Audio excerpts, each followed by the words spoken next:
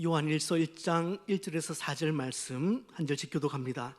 태초부터 있는 생명의 말씀에 관하여는 우리가 들은 바요, 눈으로 본 바요, 자세히 보고 우리 손으로 만진 바라.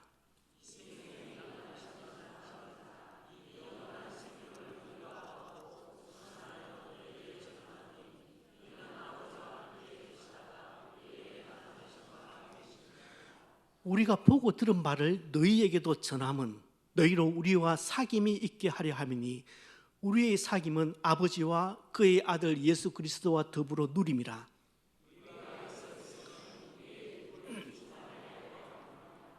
아멘. 우리 교회를 방문하시는 분들이 가장 먼저 보게 되는 카피라이트 문구가 있습니다. 일전 카페 옆에 붙어 있는 문구인데 주님 우리 안에, 우리 주님 안에라는 문구입니다. 제가 만들었는데 아무리 생각해도 잘 만든 것 같습니다. 이제 27번째 시리즈 설교를 시작하려고 하는데 2024년 마지막 두 달은 주님 내 안에, 나 주님 안에로 시리즈 제목을 정했습니다. 성경은 요한 서신을 본문으로 택했고 말씀은 사귐의 문제를 조금 더 집중적으로 다루어 보려고 합니다. 그래서 이 시리즈 설교를 통해서 얻고자 하는 기대 효과는 각자 신앙에 대한 진지한 성찰을 통해서 좀 더 깊은 사귐으로 나아가는 것입니다. 그래서 요한이 강조하는 바 위로 하나님, 옆으로 형제 자매들과 참된 사귐, 깊은 사귐을 추구해 나가는 것입니다. 영적으로 내가 조금 깊어졌으면 좋겠다, 영적으로 조금만 내가 더 넓어졌으면 좋겠다, 그런 소망을 가지신 분이라면 찬찬히 이 차분한 시리즈의 설교를 곱씹어 보면서 한번 따라와 주시길 부탁을 드립니다. 요한 1, 2, 3서의 저자는 사도 요한입니다. 예수님의 12제자 중에 한 사람이었고 친형제였던 야고보도 12사도들 가운데, 그 12제자들 가운데 한 사람이었습니다. 그리고 이 두 형제는 12제자들 가운데서도 핵심 3인방에 속하는 인물이었으니까 세상 사람들 말로 전생에 나라를 구한 집안 같아요. 후대의 사람들이 요한에게 붙여준 별명이 하나 있습니다. 사랑의 사도. 사랑의 사도 요한, 얼마나 영광스럽고 탐나는 별명인지 모르겠습니다. 특히 요한 1, 2, 3서를 보시면 왜 요한이 사랑의 사도라고 불렸는지 짐작할 수 있는 주옥 같은 사랑 메시지가 등장합니다. 연애 편지를 쓸 때 살짝만 고쳐 인용을 해도 편지 읽는 상대방의 심금을 울릴 수 있는 그런 구절들이 줄줄이 이제 등장을 하죠. 그러나 실제 이 편지를 쓴 요한의 기질은 그와는 정반대였습니다. 요한뿐만 아니라 그의 형제 야고보도 성격은 불같은 사람이었습니다. 명절이 되어서 예수께서 제자들과 함께 예루살렘으로 행하시고 있었습니다. 당시의 모든 사람들은 그들이 그렇게 경멸하고 천시하던 사마리아를 피해서 둘러서 예루살렘으로 돌아갔고, 또 예루살렘에서 갈릴리로 올라갈 때도 그렇게 둘러서 갔습니다. 하지만 예수님은 그런 사마리아를 정면으로 통과해서 예루살렘으로 향하고 있었습니다. 예수님 일행이 사마리아의 한 마을로 들어가셨을 때 그만 날이 저물고 말았습니다. 그래서 하룻밤 그곳에서 묵어가고자 하셨는데 거기서 사건이 발생합니다. 그 마을 사람들이 예수님과 제자 일행들을 매몰차게 그렇게 내쫓은 겁니다. 그러니까 우리 학생들 말로 그냥 말로 쌩간 거죠. 사람 취급도 받지 못하는 자들이지만 그래도 예수께서 이들에 대한 애정이 있으셨기 때문에 예루살렘으로 가실 때면, 혹은 갈릴리로 올라가실 때면은 일부러 사마리아를 통과해서 지나가셨는데, 그런데도 문전박대를 당하신 겁니다. 경우가 없어도 이렇게 경우가 없을 수는 없는 겁니다. 그러니 제자들이 머리 꼭지가 돈 거죠. 다른 곳에서는 예수님이 나타나면 사람들이 구름대처럼 그렇게 몰려들어서 그 옷자락이라도 한번 만져볼까 그렇게 아우성을 쳤습니다. 어느 마을로 가시든지 그곳의 유지들이 혹은 지도자들이 그 예수님을 청해서 한 번이라도 대화를 좀 해보고 싶다, 그렇게 했습니다. 그런데 감히 시골, 그것도 개 취급을 받던 사마리아 깡촌 사람들이 예수님을 제대로 무시를 한 겁니다. 제자들 분노했습니다. 아니, 분노할 만합니다. 특히 불같은 성격 때문에 우레의 아들, 천둥의 아들이라고 그런 별명을 들었던 야고보와 요한 형제는 도저히 이걸 참을 수가 없었습니다. 우리 선생님이 어떤 분이신데 내가 그들이 감히 이렇게 대놓고 무시를 해? 이 참의 본때를 한번 보여줘야 돼. 그렇게 자기 분을 이기지 못한 이 형제가 예수님께 요청한 말은, 주님, 하늘에서 불이 내려와서 그들을 태워버리라고 우리가 명령하면 어떻겠습니까? 과연 형제는 용감했습니다. 그러나 얼마나 위험하고 섬뜩한 말입니까? 그 말을 들은 예수님은 바로 그 자리에서 요한을 돌아보면서 아주 엄하게 책망을 하셨습니다. 그만큼 요한은 본디 불같은 성격을 가진 사람이었습니다. 어디 성격만 급했습니까? 그의 출세욕도 엄청났습니다. 요한의 마음속에는 주님의 나라가 임할 때, 그러니까 예수님이 세상에서 큰 권력을 잡으실 때, 그때 기필코 한자리 하겠다, 그 마음속에 칼날을 갈고 있었습니다. 그러다가 때가 되었다 생각을 하고 그 어머니 입술을 빌려서 아예 대놓고 그 요직을 요구하는 일이 발생합니다. 그래서 제자들 사이에 큰 분란을 일으키기도 했습니다. 요한은 원래 그렇게 극성스러운 어머니 밑에서 1등 컴플렉스에 시달리던 사람이었습니다. 뭐든지 1등을 해야 직성이 풀리는 그런 사람이었습니다. 출세욕이 강하다 보니까 공명심도 만만치 않았습니다. 마가복음 9장 38절에 의하면 그 요한의 인물됨에 대해서 더 구체적으로 알 수 있는 말씀이 나옵니다. 요한이 예수께 여짜오되, 선생님, 우리를 따르지 않는 어떤 자가 주의 이름으로, 선생님 이름으로 귀신을 내쫓는 것을 우리가 보고 우리를 따르지 아니함으로 금하였습니다. 그렇게 이야기를 합니다.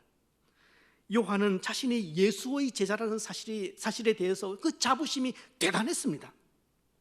제자가 아닌 사람들이 예수님의 이름으로 귀신을 쫓아내니까 분연히 나서서 그것을 금할 정도였습니다. 그러자 예수께서 말씀하셨죠. 금하지 말라. 내 이름을 의탁하여 능한 일을 행하고 즉시로 나를 비방할 자는 없다. 그렇게 불같았던 요한이 뒤에 사랑의 사도가 되었습니다. 죽을 때까지도 에베소 교회의 성도들에게 사랑을 외쳤습니다. 그리고 후대의 사람들이 자녀들의 이름을 지을 때 가장 선호하는 이름이 요한이 되었습니다. 미국의 존이 요한입니다. 프랑스의 장이 요한입니다. 우리가 아는 장 칼뱅, 존 칼빈, 그 장은 요한입니다. 그 장자크 루소 할 때도 그 장은 요한이라는 말입니다. 스페인어로 후안이 다 요한이라는 말입니다. 우리 교회도 요한이라는 이름을 가진 학생이 있습니다. 그래서 자유주의 신학자들은 이 요한복음의 저자와 요한 1, 2, 3서의 저자가 다르다고 주장을 합니다. 이렇게 캐릭터가 서로 다른 사람을 어떻게 한 사람으로 볼 수 있다는 말인가? 요한복음의 저자와 요한 1, 2, 3서의 저자는 다르다, 인정을 못하겠다는 겁니다. 같은 인물로 인정을 못하겠다는 겁니다. 여러분, 어떻게 이런 변화가 가능했을까요? 고기도 먹어본 사람이 안다고 사랑도 많이 받아본 사람이 다른 사람을 제대로 또 많이 사랑할 수 있습니다. 요한은 예수님께 참 많은 사랑을 받았던 제자입니다. 보기에 따라서는 정말 편애라고 생각될 정도로 요한은 예수님으로부터 각별한 사랑을 받았습니다. 사랑을 많이 받은 아이가 자라면 사람을 많이 사랑할 줄 안다고 그렇게 이야기를 합니다. 지극히 맞는 말입니다. 사랑은 사람을 변화시킵니다. 그래서 사랑이 능력입니다. 지적이 사람을 변화시키는 것이 아니라 사랑이 그 사람을 변화시킵니다. 성도 여러분, 우리에게 주어진 시간이 긴 것 같아도 그렇게 길지 않잖아요. 인생 잠시 잠깐 아닙니까? 아울러 지금은 소명교회라는 이 공동체로 우리가 묶여 있지만 또 어떤 다른 상황 때문에 다른 곳으로 이사를 가야 될지 자리를 옮겨야 되는 그런 경우가 언제 어떻게 생길지 모릅니다. 너무나 한정된 시간 속에서 우리가 만납니다.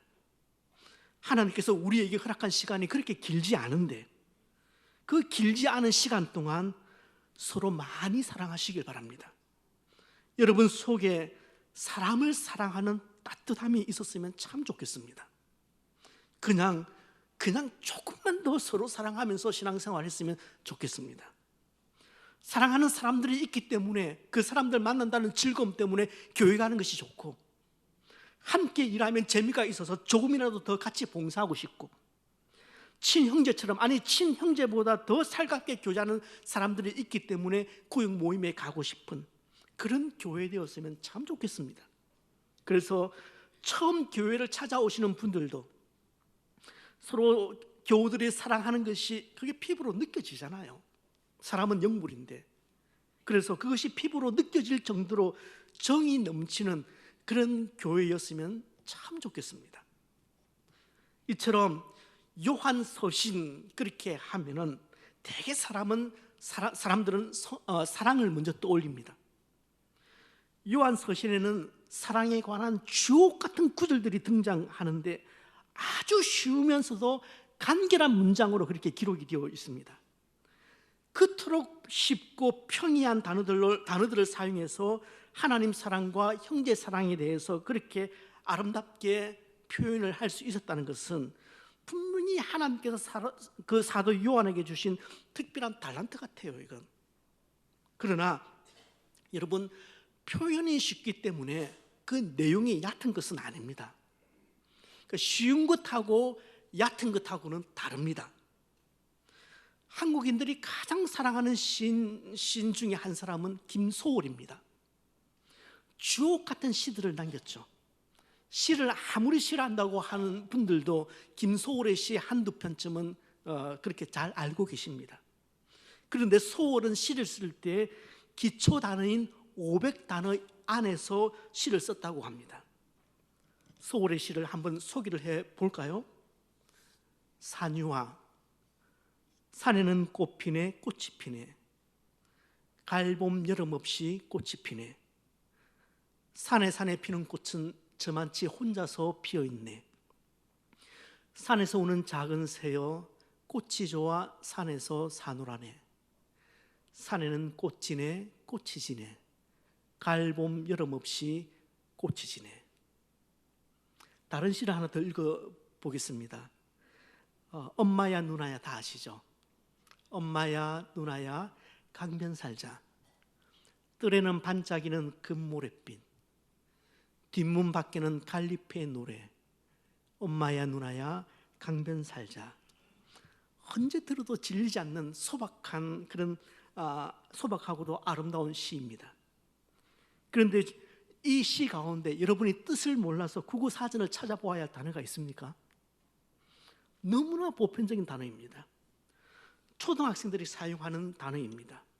하지만 그 어느 누구도 소월의 시를 유치하다거나 수준 낮은 시라고 생각하지 않습니다. 이 쉬운 시 안에 민족의 저항이 담겨 있고 인생이 담겨 있고 자연과 존재의 고민이 담겨 있듯이 요한이 기록한 그 요한복음도 신약 성경 가운데서 가장 쉬운 단어로 쓰여졌음에도 불구하고 가장 이해하기 어려운 복음서가 요한복음입니다. 어떤 신학자들은 요한복음서에 등장하는 단어들이 요한만의 그런 독특한 색깔을 띠는 경우가 많기 때문에 그 의미를 정확하게 이해하기가 어려워서 소위 요한복음을 수수께끼 같은 복음서라고 그렇게 이야기를 하기도 합니다. 요한 서신 역시 이런 언어적인 특징을 그대로 가지고 있습니다. 그래서 대충 읽고 근성으로 읽으면 굉장히 쉽습니다. 5장밖에 안 되잖아요, 1서는 일단. 하지만 속 내용을 파악하면서 그렇게 읽어 내려가기 시작하면 마냥 쉽지 않은 것이 또한 요한 1서이기도 합니다. 왜냐하면 요한의 서신에는 깊은 영성이 들어있기 때문에 그렇습니다. 저는 여러분과 함께 당분간 이 요한 서신을 살펴보면서 요한이 예수님과 누렸던 그 깊은 영성을 맛보려고 합니다. 특별히 그 깊은 영성의 핵심에 있었던 그 사귐에 초점을 맞추어서 한번 생각을 해보려고 합니다. 그러기 전에 요한이 왜 이 서신서를 기록하게 되었는지 그 이유를 서론적으로 한번 말씀을 드려야 될 것 같아요. 요한이 이 서신서를 쓴 아주 분명한 이유가 있었습니다. 요한 1서가 쓰여질 당시에는 예수님에 대해서 그릇된 가르침을 퍼뜨리는 사람들이 많이 있었습니다. 그 중에서 교회에 가장 큰 영향을 끼쳤던 이단이 무엇이냐면 영지주의 이단이었습니다. 아마 신앙생활을 좀 하신 분들이라면 영지주의가 뭔지, 영지주의에 대해서 아마 이야기를 다 들어보셨을 겁니다. 영지주의는 대단히 신비로운 것을 추구하는 집단이었습니다. 그래서 인간의 영혼은 굉장히 숭고하고 귀하다. 그렇지만 이 껍데기인 이 육체는 대단히 추하다는 주장을 펼쳤습니다. 영은 귀하고 육은 더럽다는 아주 분명한 그런 이원론이, 이것은 정말 거룩한 것이고 이것은 굉장히 속된 것이다, 이 둘로 딱 나누는 이 이원론이 영지주의의 핵심입니다. 아주 쉽게 말씀드리면 영에 관련된 기도는 굉장히 귀한 것이지만 육체에 관련된 아침 운동을 하는 것은 굉장히 더러운 것이다, 그렇게 본 것입니다. 그런데 사람들이 이 이단 사상에 빠지면 빠질수록 현실 생활을 등한히하고 자꾸만 신비주의에 빠져들게 되는 것입니다. 현실에 우리가 당면하고 있는 이런 문제들은 전부 다 육의 문제이기 때문에 이런 문제는 다 저급하고 더럽다는 것이죠. 더 큰 문제는 이런 사상에 영향을 받은 사람들이 결국 교회 안에 들어오기 시작했다는 것입니다. 지금 이 편지를 받아보던 교인들도 영지주의자들의 그 잘못된 가르침에 그대로 노출되어 있던 상태였고, 또 그 사상에 영향을 받은 성도들이 교회 안에 생겨나기 시작했습니다. 특별히 이 영지주의자들이 교회에 들어오면서 강력하게 가르쳤던 사상이 무엇이냐면 예수님이 육체를 입고 이 땅에 오신 것을 부인하는 것이었습니다. 이 육체는 지극히 더러운 것인데, 그런데 예수님은 하나님의 아들이시지 않느냐? 어떻게 그 하나님의 아들이 이 더러운 육체를 입고 이 땅에 올 수 있느냐? 그건 애시당초 말이 되지 않는다. 그것이 그들의 주장이었습니다. 뿐만 아니라 예수께서 죽으시고 다시 이 더러운 육체 가운데 부활하셨다는 것은 있을 수 없는 일이다. 영지주의자들은 예수님이 영으로 이 세상에 오셨다, 그렇게 육체로 오신 것이 아니다, 인간의 몸을 입고 오신 것이 아니다, 그렇게 본 것입니다. 이런 가르침을 받은 교인들이 심각하게 흔들리고 있었습니다. 교회 안에 동요가 일어나고 있었습니다. 요한이 두고만 볼 수 없었습니다. 그래서 펜을 들어서 우리가 믿는 예수 그리스도가 누구신지, 성부, 성자, 성령 이 삼위 하나님이 누구신지 제대로 알리고자 해서 이 편지를 기록하게 됩니다. 예수 그리스도를 제대로 알고 깊은 사귐을 가지자는 것입니다. 이것이 요한 1서가 쓰여진 가장 중요한 이유입니다. 여러분은 어떻습니까? 저와 여러분이 믿고 고백하는 이 하나님이 어떤 하나님이신지 잘 알고 있습니까? 여러분은 성부, 성자, 성령 하나님에 대해서 얼마나 알고 믿고 그래서 사귀고 있습니까?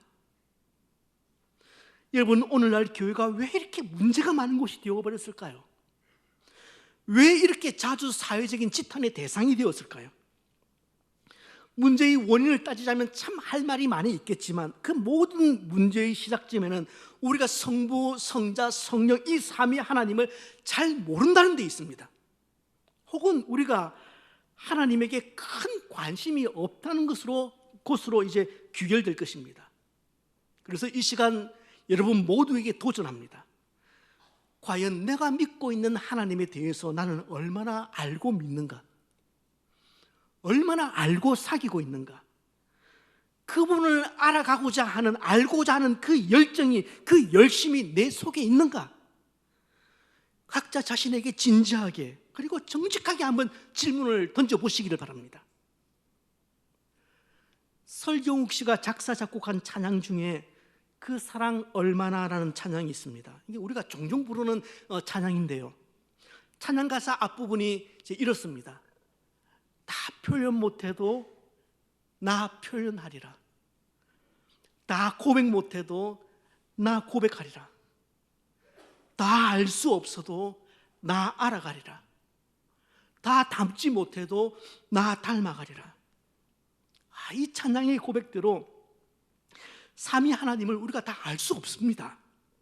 하지만 우리에게 허락되어 있는 그 한도까지는 하나님을 알고 싶고 또 그 하나님을 알아가려고 하는 그 구도적인 노력이 우리에게 있는가? 여러분, 이재철 목사님이 쓰신 책 중에 회복의 목회라는 책이 있습니다. 교회의 본질을 회복하고자 하는 그 목사님의 고뇌가 담긴 그런 책입니다. 그 책에서 이 목사님은 이렇게 경고합니다. 기독교가 구도성을 잃었다. 기독교가 구도성을 잃었다. 정말 정확한 통찰력입니다. 사실은 이거 C.S. 루이스가 이런 말을 했거든요. C.S. 루이스가 경고한 경박해진 기독교의 한 단면입니다. 기독교가 더 이상 구도성을 찾지 않는다. 어쩌면 이것은 도를 구하려는 그 진지한 열망, 이 열망은 어쩌면 우리보다는 천주교가 훨씬 더 앞서가고 있는지도 모르겠고, 어쩌면 불교가 앞서가고 있는지도 모르겠습니다. 기독교에서 말하는 구도성은 은혜를 얻고자 하는 노력이 아니라 은혜 받은 자가 하나님을 더 깊이 알아가고자 하는 진지한 노력들을 말하는 것입니다. 다시 한번 말씀을 드립니다. 기독교에서 말하는 구도성은 은혜를 얻고자 하는 노력이 아니라 은혜 받은 자가 하나님을 더 깊이 알아가고자 하는 진지한 노력들, 그 노력들을 구도성이라고 이야기를 합니다. 피조물인 인간이 하나님을 다 아는 것은 처음부터 불가능한 일입니다. 너무도 크신 하나님이 우리 인간에게는 그게 다 파악이 되질 않습니다. 만약 인간의 머리로 다 파악이 된다면, 하나님이 다 파악이 된다면 그 하나님은 생각보다 크신 하나님이 아니라 바알과 아세라급의 신일 뿐입니다. 그런 하나님은 믿을 필요가 없어요. 그럼에도 불구하고 저와 여러분에게는 그 하나님을 알아가고 싶다는 그 하나님을 알아가기를 소원하는 그 마음이 있는가? 제가 그걸 물어보고 싶은 겁니다. 하나님을 다 알 수 없다, 이 표현이 어차피 하나님은 다 알 수 없는 분이니까 굳이 그렇게 열심히 알아갈 필요 없다. 어차피 거기 가면 다 알게 되어 있다. 그래서 우리의 영적 게으름에 대한 면접으로 사용되는 것은 아닌지 모르겠습니다. 다시 말씀드리지만 인간은 하나님을 다 알 수 없습니다. 인간 이성이 그것을 허락하지를 않습니다. 우리는 2차원적인 생각 많이 해봐야 3차원적인 생각밖에 할 수 없습니다. 그러나 하나님은 다차원입니다. 4차, 5차원, 6차원 넘어서는 분입니다. 2, 3차원에 사는 사람이 어떻게 크신 하나님을 다 이해를 할 수 있겠습니까? 그러나 우리 인간 이성의 최종 한계점, 그 한계점에 도달하기 전까지는 그분을 알아가는 것과 우리의 믿음이 함께 가야 하는 것입니다. 왜냐하면 사귐은 아는 만큼 깊어지기 때문에 그렇습니다. 예수 그리스도와의 사귐은 알을 통해서 점점 깊어지게 되어 있습니다. 더 많이 알수록 더 깊어집니다. 20수년도 더 된 이야기네요. 제가 울산교회에서 사역을 할 때 수요일 저녁 기도의 시간이었습니다. 그날은 선교와 관련된 행사가 벌어지고 있었는데 정확하게는 기억이 나지를 않습니다. 몇 분의 선교사님들이 초대되어 나왔고 성도님들에게 인사를 하고 아주 간략하게 사역 보고를 하셨던 것 같습니다. 그리고 한 선교사님은 영상을 만들어서 영상으로 그렇게 우크라이나에서 사역을 하시던 분이셨는데 영상을 통해서 이제 사역을 보고를 하시고 그리고 소식을 전했습니다. 그리고는 이런 얘기를 하세요. 제가 말주변이 없어서 그냥 찬송 하나 부르면서 인사로 가늠하겠습니다. 그런 얘기를 하시는 거예요. 그러면서 갑자기 찬송가를 부르시는 겁니다. 찬송가 453장을 그 선교사님이 부르셨는데 찬송이 그것입니다. 예수도 알기 원함은 크고도 넓은 은혜와 대속해 주신 사랑을 간절히 알기 원하네. 내 평생의 소원, 내 평생의 소원, 대속해 주신 사랑을 간절히 알기 원하네. 이 찬송을 1절부터 4절까지 다 부르시는 거예요. 그런데 예수도 알기 원하면 딱 할 때부터 이 선교사님이 완전히 박자 무시, 음정 무시, 완전히 엉망인 겁니다. 와, 역시 선교사들은 보통 사람들이 하는 게 아니구나, 그 생각을 했습니다. 심지어는 제 기억이 맞다면 심지어는 웃는 분들도 계셨습니다. 예수도 알기 딱 하는데 첫 소절에서 벌써 웃음이 터져 나왔던 것 같습니다. 그런데 그 후렴, 내 평생의 소원, 그 후렴 부분 딱 할 때 그때 성령께서 제 마음을 두드리시는 겁니다. 넌 어때? 정말 나를 더 알고 싶어 하니? 그렇게 성령께서 그 시간에 저에게 물으시는 겁니다. 정말 내 속에 예수님을 더 알고 싶어 하는 진실된 마음이 있는가? 저에게 물으니까 그 마음이 너무 작다는 생각이 들었습니다. 그리고 제 속에 주님을 알고자 하는 그 마음이 너무 적다는 생각 때문에 한 몇 주 동안은 계속해서 시간마다 울었던 것 같아요. 그 교육자 회의를 할 때도 우리 삶을 잠시 나누는데 그때도 제가 막 펑펑 울었던 것 같습니다. 정말 그 선교사님이 내 평생의 소원, 내 평생의 소원, 대속해 주신 주님을 그 사랑을 더 알기 원하는, 그게 정말 진심으로 들렸던 거예요. 저 선교사님은 음정 무시, 박자 다 무시하지만 적어도 저 찬송가의 가사처럼 정말 예수님을 알고자 하는 마음이 있구나, 그게 제 속에 확 전달이 되었던 것 같습니다. 세상이 참 넓다지만 또 세상이 좁은 것 같아요. 그 두 자녀가 제가 미국에 있을 때 저희 교회에 등록을 한 겁니다. 저는 예수를 잘 모릅니다. 예수를 좋아하기는 하는데 예수를 잘 모릅니다. 제가 미국에서 살았던 그 LA 근교에는 상당한 규모의 박물관들이 여럿 있습니다. 그리고 상상도 할 수 없을 정도의 엄청난 고가의 작품들이 그곳에 전시되어 있습니다. 책에서만 보았던 작품들도 많이 보았습니다. 하지만 그렇게 좋은 그림도 누군가 저에게 설명을 해주시지 않으면서 잘 몰라요. 특별히 주상화 같으면 저는 대체 모르겠어요. 그렇지만 저는 그 예술가들의 혹은 음악가들의 그 예술혼을 저는 사랑합니다. 예술가들은 그 제대로 된 작품 하나를 만들어내기 위해서 혼신의 힘을 기울입니다. 그러나 어떤 작품이든지 예술적 완성은 대부분 이루지 못합니다. 하지만 참된 예술가라면 한 작품의 진정한 완성을 위해서 한없이 고뇌하는 그런 인고의 밤을 보내게 됩니다.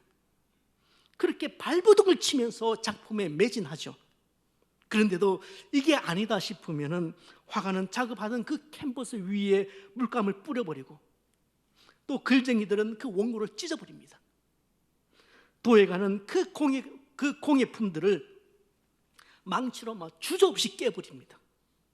기준치에 도달하지 못했다 그런 생각에 수백 점의 도자기를 다 깨버리고 단 한 점의 작품을 건지기도 합니다. 그게 예술혼입니다. 저는 신앙인들에게 그런 혼이 있어야 되지 않나 생각합니다. 기독교가 가벼워졌다고 하는 부분이 바로 이런 부분입니다. 진지하게 알아가고자 하는, 진지하게 하나님을 알아가고자 하는 그 구도적인 노력이 사라지고 있다는 말입니다.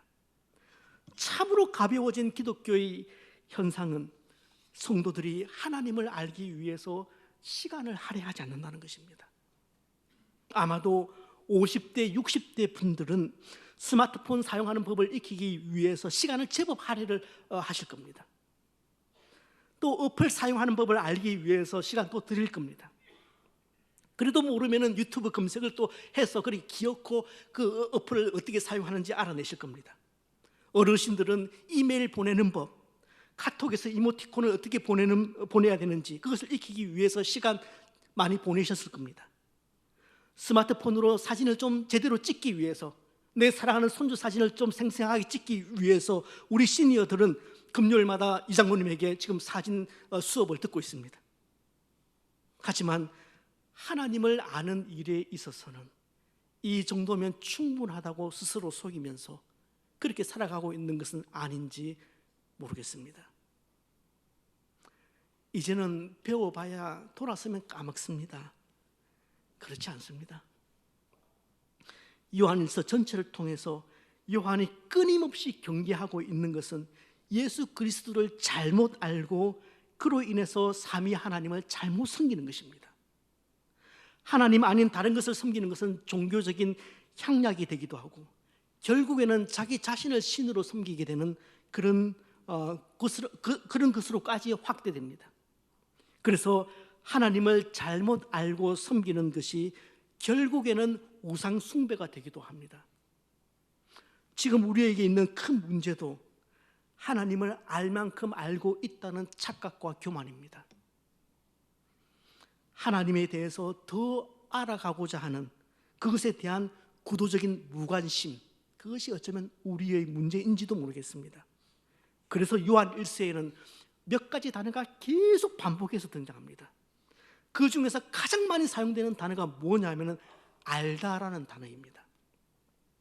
이걸 요한 1서가 쓰여진 헬라어, 그 헬라어로 기노스코라고 이야기를 합니다.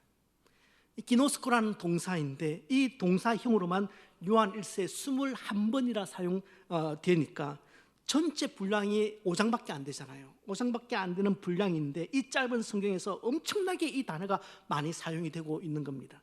그런데 여기서 말하는 알다는, 이 알다라는 기노스코라는 이 동사는 단순히 정보적으로 아는 그 알을 초월합니다. 그래서 경험적인 알을 말하는 것입니다. 그러니까 인포메이션이 아니라 트랜스포메이션 혹은 익스피리언스를 얘기를 하는 겁니다. 이 단어가 어디에 사용되었는지 그 용례를 보시면 이 단어 이해가 쉽게 될 겁니다. 누가복음 1장에 천사가 마리아에게 나타나서 이렇게 이야기를 합니다. 너 아들을 낳을 것이니 그 이름을 예수라 하라. 그렇게 일러줍니다.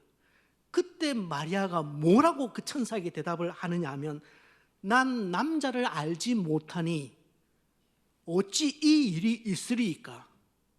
나는 남자를 알지, 여기 기노스코라는 단어가 등장합니다. 난 남자를 알지 못한다. 남자를 알지 못한다? 모르긴 뭘 몰라요. 여자님은 다 남자인데. 다 큰 처녀가 남자를 모른다는 게 그게 말이 됩니까? 그런데 여기서 알지 못한다는 말은 내가 아직 결혼을 하지 않았기 때문에 남자를 온전히 경험하지 못했다. 그래서 남자를 온전히 알지 못한다. 그 의미입니다. 다시 말씀드리면 요한이 말하고 있는 이 지식, 이 기노스코라는 말은 들은 풍월로 그렇게 그치고 정보 획득으로 그치는 그 지식을 말하는 것이 아니라 그것이 경험으로 연결되어지는 지식을 얘기를 하는 겁니다. 내 삶에 영향을 주는, 내 신앙에 영향을 주는 지식을 이야기를 하는 겁니다.